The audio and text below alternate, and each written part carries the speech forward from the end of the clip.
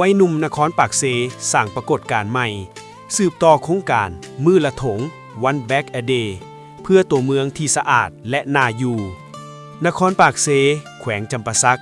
เป็นภาพที่น่าชื่นชมและเป็นแบบอย่างที่ดีให้แก่สังคม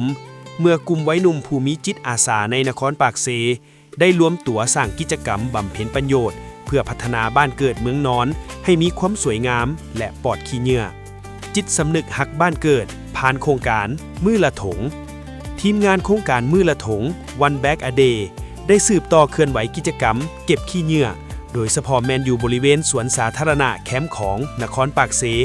ซึ่งเป็นจุดสุมและเป็นบ่อนพักผ่อนหย่อนใจที่สำคัญของชาวเมืองและนักท่องเที่ยว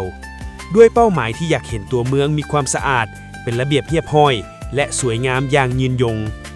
พวกเขาอยากเห็นปากเซสะอาดมันเริ่มต้นได้จากมือของพวกเขาเองนี่คือเสียงสะท้อนจากความมุ่งมั่นของกลุ่มวัยหนุ่มที่ต้องการเปลี่ยนโฉมหน้าของตัวเมืองให้น่าอยู่กว่าเก่า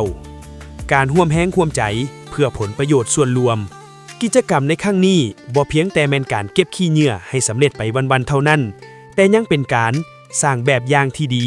แสดงให้สังคมเห็นถึงพลังของวัยหนุ่มในการมีส่วนร่วมกับเวียกงานพัฒนาตัวเมือง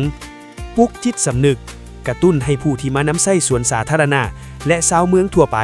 หันมาใส่ใจการทิ่มขี้เหงื่อให้ถูกบ่อนสร้างความสามัคคี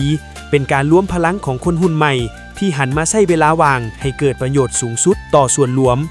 เรียกร้องให้ทุกคนมีส่วนร่วมทีมงานโครงการมือละถง One Bag a Day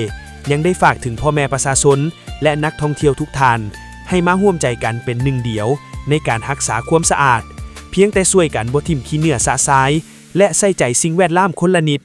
ตัวเมืองนครปากเซของพวกเขาก็จะสวยงามและน่าอยู่ตลอดไป